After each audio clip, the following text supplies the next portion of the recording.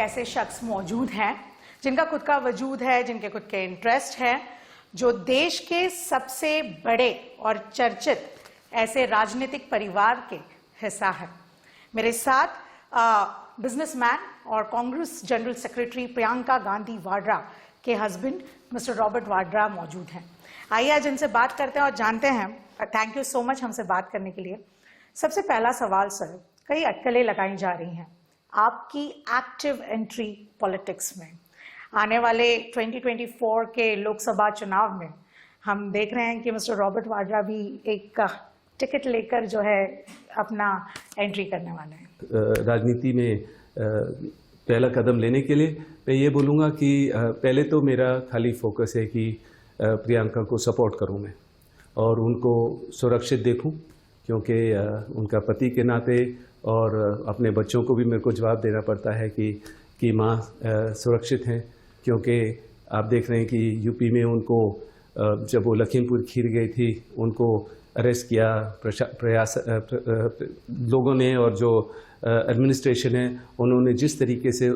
एक महिला के साथ बर्ताव किया बिल्कुल गलत था। उनको अरेस्ट किया और कोविड के समय के लिए अगर प्रियंका अपनी जगह को साफ रख रही हैं, वहाँ योगी जी बोलते वो खाली इसके लायक हैं, पर जब प्रधानमंत्री अपने स्वच्छ भारत की बात करते हैं झाड़ू के साथ, तो उनकी राय बदल जाती है। तो मैं ये देखता हूँ कि प्रियंका निडर हैं, बढ़ रही हैं, मैं उनको सपोर्ट कर रहा हूँ। और ज़रूर अगर परिवार को लगेगा, और मुझे पता है कि बहुत मांगे हैं, मतलब सब जगह से, जहाँ मैं अपना दौरा लगाता हूँ, अपना प्रचार तो नहीं कर रहा हूँ पर मैं अपना दौरा लगाता हूँ सब जगह देश भर में, क्योंकि मैं अपना समाज सेवक अपने तरीके से करता हूँ। जो भी कोई मेरे को संस्था में कहीं बुलाता है, कोई भी मुंबई हो या साउथ में हो या नॉर्थ में हो, मैं वहाँ जाता हूँ। जो भी अंधे बच्चों के लिए या विकलांग लोगों के लिए या बुज़ुर्गों के लिए जो भी कर सकता हूँ मैं करता हूँ, और बहुत समय से करता आ रहा हूँ। और जैसे मैं बोलूँगा कि मैंने उनके लिए कम किया, उन्होंने मेरे लिए बहुत ज़्यादा किया, क्योंकि उन्होंने मेरे को बहुत शक्ति दी है। और मैं ये कह सकता हूँ कि अगर मैं राजनीति में आता हूँ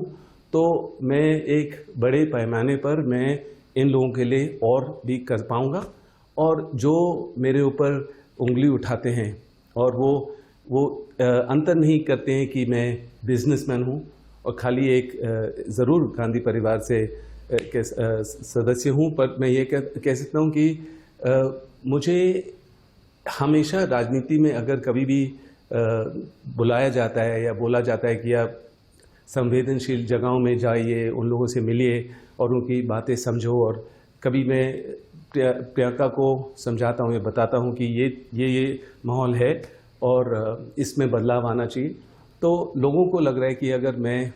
उस तरफ किसी भी एरिया से उन लोगों को रिप्रेजेंट करूँगा पार्लियामेंट में, तो उस जगह की प्रगति हो सकती है और बदलाव आ सकता है। और उम्मीद करते हैं कि पहचान और ज़्यादा होगी, उस चाहे छोटा जगह हो जाए, पर लोग सोचते हैं और लगता है कि लोगों को कि मुझे मुरादाबाद से आना चाहिए, क्योंकि मेरी पैदाइशी वहाँ है और हमारा कई सालों से मेरे पिताजी और उनके परदादा का काम था वहाँ, और अभी भी है, और रिश्तेदार हैं, और मैंने अपने बचपन भी वहाँ गुजारा है। तो अभी यही है कि मैं परिवार से बातचीत करके और जितना और मेहनत करके अपना कदम लेने की सोच रहा हूँ। पर अभी है मेरा टोटल फोकस कि प्रियंका जो उनका सोच है, जो उनमें जो निडर है और वो आगे बढ़ रहे हैं देश के लिए, उनके लिए फोकस करो, उनके लिए सहायता बनूँ उनके लिए। सर, आपने प्रियंका गांधी इनका नाम लिया है, हम उन पर तो जाएंगे ही, बट आप जब हम आपकी पहले बात कर रहे हैं, तो अगर मुरादाबाद का आप नाम ले रहे हैं, तो ये कौन सी पार्टी से एंट्री का विचार है? क्या एक पूरा नहीं, मैं ये कहूँगा कि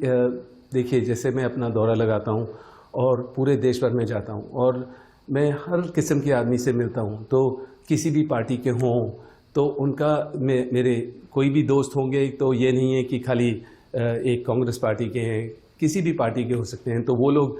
बोलते हैं आप इतनी मेहनत करते हो और आप ज़मीन से भी उठे हो और सारे लोग आपको बहुत अच्छी तरह प्यार से जानते हैं और आप मामूली आदमी जैसे हो हमारे बीच में, तो आप कभी आपको अगर मौका लगेगा तो हमारी पार्टी से भी आप आ सकते हैं। तो ऐसे मजाक में भी कहा जाता है। और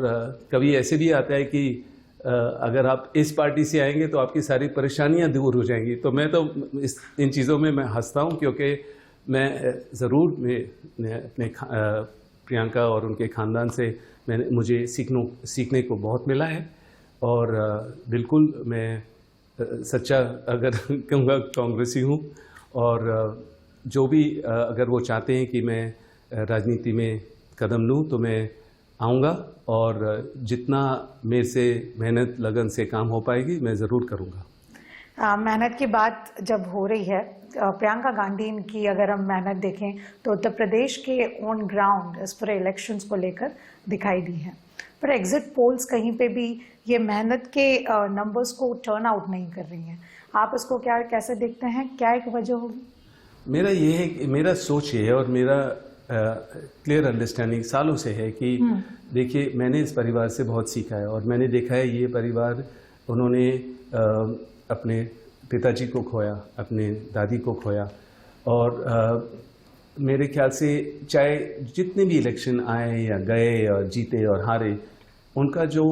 काम, जो ये लोग मेहनत करते हैं, काम करते हैं लोगों के बीच में, लोगों के लिए, वो कभी बदलता नहीं है, चाहे वो जीते या हारे। मुझे लग रहा है कि जो भी एग्जिट पोल होगा, जो भी रिजल्ट आएगा,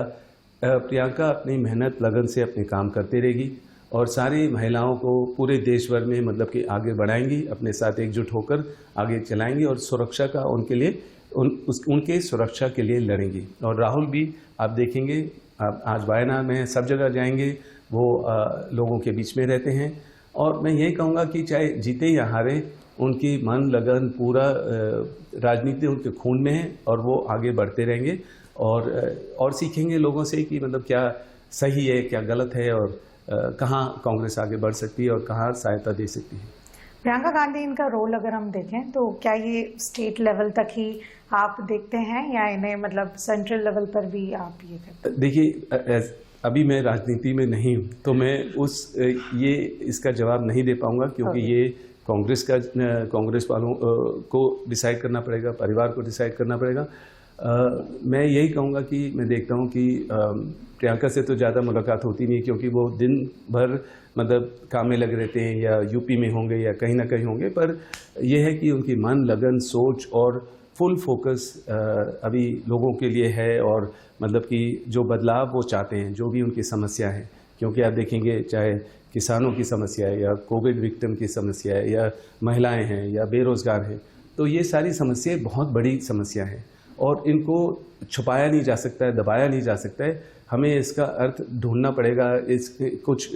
ढूंढना पड़ेगा कि हम कैसे किसानों को हेल्प कर सकते हैं, बेरोज़गार को रोज़गार दिला सकते हैं, महिला की सुरक्षा के लिए। तो वो मुझे पता है कि वो पूरी मेहनत लगन से काम करेंगी और जहाँ भी पार्टी चाहेंगी वो वहाँ जाएंगी और पूरे फिर आगे उस प्रदेश को भी आगे बढ़ाएंगी। सर, आपने कहा कि आप मिल नहीं पा रहे हैं उन्हें, तो डेली स्केड्यूल कैसे चेंज हो गया यूपी इलेक्शंस को लेकर? जितने ये इतनी मेहनत की जा रही है, एक normal daily schedule Priyanka Gandhi ji तो जैसे मैं बोलूँगा कि ज़रूर फ़ोन पे बात होती है या फेस टाइम पे बात होती है, पर वो इतनी व्यस्त हैं अपने काम में, और मैं तो बस टीवी पर ही देखता हूँ, और वो मतलब कि ज़्यादातर लखनऊ में ही रहती हैं, और जहाँ भी पार्टी उनको भेजती हैं तो फिर वो पूरा समय वहाँ लगाती हैं, समझती हैं, डोर टू डोर कैंपेन करती हैं, लोगों से मिलती हैं। तो मैं यही देखता हूँ कि, और मेरे बच्चे और मैं यही देखते हैं कि उनकी सुरक्षा के लिए हम चिंतित हैं, क्योंकि इस सरकार ने वो एसपीजी हटा दी, फिर जहाँ घर पे थे, जहाँ सुरक्षित थे, वो भी हटा दिया। तो जो इनका सोच है उससे मेरे को थोड़ी घबराहट है, तो इसलिए मैं उनकी खाली सुरक्षा के लिए चिंतित रहता हूँ। और बच्चे पूछते रहते हैं, पर मुझे पता है प्रियंका निडर हैं, वो चाहे जितनी भी मुश्किलों से उनको गुजरना पड़े, वो आगे ज़रूर बढ़ेंगी और मेहनत और लगन से लोगों को जो उनकी समस्या है उसका समाधान ढूंढेगी। सर, यूपी से हम पंजाब की तरफ जाएं, कांग्रेस का राज था यहाँ पे पंजाब में। आज जिस तरह से हम थोड़े से फ्लक्चुएशंस जो भी देख रहे हैं, एग्जिट पोल्स अगेन फेवर नहीं कर रहे हैं। एग्जिट पोल्स क्या आपको क्या लग रहा है, क्या ये इनफाइटिंग थी? क्या ये कैप्टन का जाना था? क्या ये सिद्धू और छन्नी जी, इनके बीच का जो एक इनफाइटिंग रहा है, वो सारे रीजंस हैं? मुझे तो यही लग रहा है कि अभी एग्जिट पोल को बिलीव ना किया जाए और सही समय पे इसका रिजल्ट देखा जाए। चन्नी जी गरीब लोगों के बीच में से उठे हैं और राहुल ने बहुत अच्छा डिसीजन लिया और लोग बहुत खुश हैं और मैं उम्मीद करता हूं उनको मौका दिया जाएगा आगे 5 साल के लिए सीएम और जो पंजाब में इश्यूज़ हैं उसको बदलने के लिए। वो समझते हैं, ग्राउंड से हैं, ज़मीन से उठे हुए हैं, तो उनको मौका ज़रूर देना चाहिए और मैं होप करता हूं कि रिज़ल्ट अच्छा आएगा। और अब उससे ज़्यादा तो मैं कह नहीं सकता हूँ, डिटेल्स तो 5 राज्यों के रिजल्ट्स को लेकर आप कैसे देखते हैं? मैं यही कहूँगा कि जो भी रिजल्ट आए पूरी मेहनत लगन से हम आगे बढ़ेंगे और मुझे पता है परिवार लोगों के बीच में साथ है और जो ठीक नहीं हुआ उसको कैसे ठीक करेंगे उसमें पूरे सोच विचार से आगे बढ़ेंगे। सर, एकदम लास्ट सवाल, हम सब देख रहे हैं कि किस तरह से वॉर टोन यूक्रेन से कई बच्चे आ रहे हैं, कई बच्चे अभी भी स्विमिंग में अटके हुए हैं अलग अलग जगहों पर। आप पूरे सिनेरियो को कैसे देखते हैं, इंडिया का स्टैंड और ऑपरेशन गंगा? देखिए, जो भी मैं बोलूँगा मेरे अनुभव से बोलूँगा कि जो मैंने वीडियोस देखी, जो बच्चे बात कर रहे हैं, महिलाएं बात कर रही हैं, लड़कियां बात कर रही हैं कि हमें बोला जा रहा है कि आप 800 किलोमीटर बॉर्डर तक पहुँचिए, इंडियन एम्बेसी इतना उनको हेल्प नहीं दे पा रही है। जो भी मैं बोल रहा हूँ ये सारे वीडियो फुटेज से है और आप देखेंगे कि एक नया आप बोल रहे हैं कि आप ये फॉर्म भरिए और इंटरनेट के द्वारा आप हमें भेजिए कि आपका पासपोर्ट नंबर और डिटेल्स ये वो, पर जब भी ये लोग फॉर्म भर के भेजने की कोशिश करते हैं वो कामयाब नहीं हो रहे हैं बच्चे। फिर वो इतने डेस्परेट हो रहे हैं कि वो मीलों दूर दौड़ते हुए जा रहे हैं या भागते हुए जा रहे हैं, कुछ पता नहीं कि कौन सी गोली कहाँ से लग जाएगी। और ऑलरेडी हमने 2-3 लोगों को खोया है और मैं यही बोलूँगा कि ये जो कभी कभार दिखावा होता है, जो हम तो बस सुन लेते हैं, देख लेते हैं, पर वहाँ की जो यूक्रेन में और वहाँ की जो अथॉरिटी है जिन्होंने मंत्रियों को झाड़ा कि ये सब नहीं करना चाहिए दिखावा, आपको असल में हेल्प करना चाहिए और इनको हौसला बढ़ाना चाहिए। पर आप तो बस ये बोल रहे हैं कि अच्छा कि नारे लगाओ और मतलब कि जो तौर तरीका है सब दिखाई दे रहा है कि बिल्कुल गलत है और मतलब कि असल में उन बच्चों को सेफ्टी से वापस आ जाना चाहिए, पूरी मेहनत लगानी चाहिए कि ये लोग सेफ्टी में रहें जब तक इनको वापस नहीं लाया जाए। पर अब अगर मीडिया नहीं दिखाएगी, सोशल मीडिया के द्वारा पूरे देश लोगों को दिखाई दे रहा है कि कभी आप बोलते हैं एक पोर्टल पे कि अपना ईमेल लिखिए आप और अपने डिटेल दीजिए और कहाँ हैं आप वो दीजिए, फिर आप कहते हैं कि आप बॉर्डर पहुँचिए, फिर आप कहते हैं हमारे फ़ोन कोई नहीं सुन रहे हैं, और उसके बाद कुछ लोग तो दौड़ते हुए अपने ग्रुप के पास जाने की कोशिश कर रहे हैं मीलों दूर। तो ये सारी चीज़ें हैं जो गलत है और जो कुछ बच्चों को लाया जा रहा है उनको बोल रहे हैं कि आप वीडियो बनाओ और कुछ अच्छा बोलो और नारेबाजी हो रही है। जो वो कह रहे हैं ये क्या हो रहा है, ये पॉलिटिकल स्टंट नहीं होना चाहिए, ये ऑप्टिक्स नहीं होना चाहिए, आपको रियली ये सीरियस इश्यूज़ हैं। और जब ये वॉर लाइक इश्यूज़ होते हैं या आप कोविड का इशू देखिए 2021 में इतने लोगों की मौतें हुई, या आप किसानों की बात करेंगे, या इस माहौल में जो बजट है क्योंकि किसी के पास रोजगारी नहीं थी, मतलब आप सारे पार्टी को एकजुट होकर अबव पार्टी लाइन्स बात करनी चाहिए कि इन सब समस्याओं से हम कैसे ऊपर आएँ, कैसे ये जो इंटरनेशनल लेवल चीज़ें हैं उसको हम कैसे ठीक करें। पर यहाँ कोई ये गवर्नमेंट किसी को नहीं सुनेगी। जो वो पहले आप 3 कानून डालेंगे किसानों के लिए, फिर आप वापस लेंगे, 1 साल वो भटकते रहे। और उस समय में भी मैं किसानों के लिए मैंने खाना पानी हर चीज़ भेजा। कोविड के टाइम जितने लोग निकल रहे थे उनको हमने जूते पानी और जो भी उनको जो वो सामग्री ले सकते थे और ले जा सकते थे वो दिया। तो हम जिस तरीके से कर सकते हैं, मैं अपनी बात भी कर रहा हूँ कि छोटे पैमाने पे मैं जो भी कर सकता हूँ मैं करता हूँ, पर कांग्रेस ने भी बहुत हेल्प किया है। जब सारे जितने भी लोग यूपी से निकले थे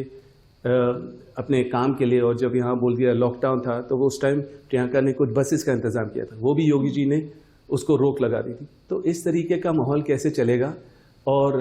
अब पार्टी लाइंस होने चाहिए। जब इतना बड़ा समस्या है, यूक्रेन के इशू है, अपना कोविड का इशू है, और ये वेरिएंट्स बढ़ते रहेंगे, और किसानों के इशू है, तो ये अब पार्टी लाइंस अगर एकजुट होकर हम देखें तो देश की प्रगति हो सकती है।